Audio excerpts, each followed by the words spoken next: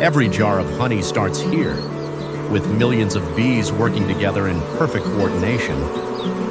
This is a bee farm home to thousands of hives, each one a self-sustaining factory of its own. Inside, tens of thousands of bees are constantly moving, communicating, building. And it all begins with one person suiting up to check on them. A single worker bee will visit up to 2,000 flowers in one day, collecting nectar drop by drop. She stores it in a special stomach, separate from the one she uses to digest food. Her legs collect pollen along the way, a byproduct that helps pollinate the very flowers she's feeding on.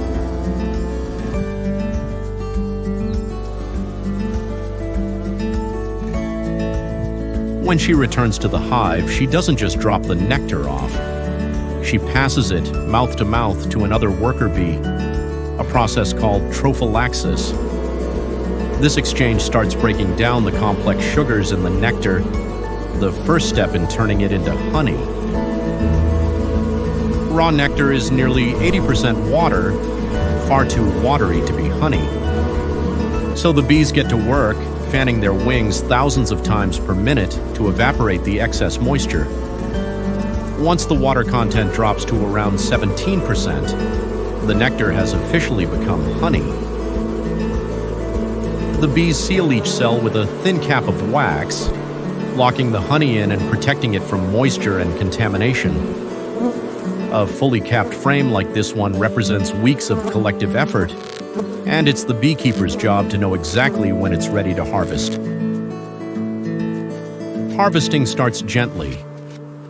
The beekeeper brushes bees off the frame, careful not to harm them before carrying it to the extraction room. The wax caps are sliced off with a heated uncapping knife, a precise motion that exposes the honey underneath without wasting any of it. These wax cappings aren't waste either. They're saved and later turned into candles or cosmetics.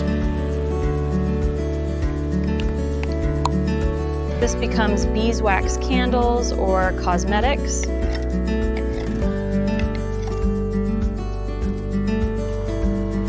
The uncapped frames go into a centrifugal extractor, which spins at high speed, using centrifugal force to fling the honey out of the comb and onto the walls of the drum.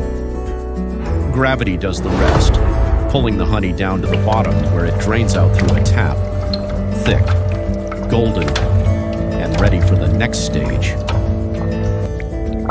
Before it's ready for a jar, the honey passes through 2 rounds of filtering. First, a coarse strainer to remove any wax fragments, then a fine mesh to catch anything smaller. It rests in a settling tank where tiny air bubbles trapped during extraction slowly rise and disappear. A technician checks the moisture content with a refractometer, making sure it meets quality standards before it's approved for bottling.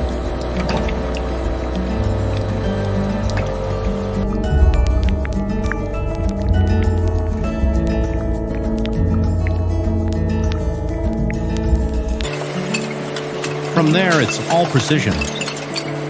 Automated nozzles fill row after row of glass jars with exact, consistent amounts.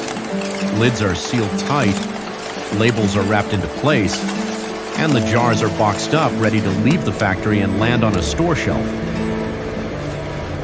From a single flower to the jar in your kitchen, every spoonful of honey represents thousands of bees, weeks of work, and a process that's barely changed in centuries. That's how honey actually gets made.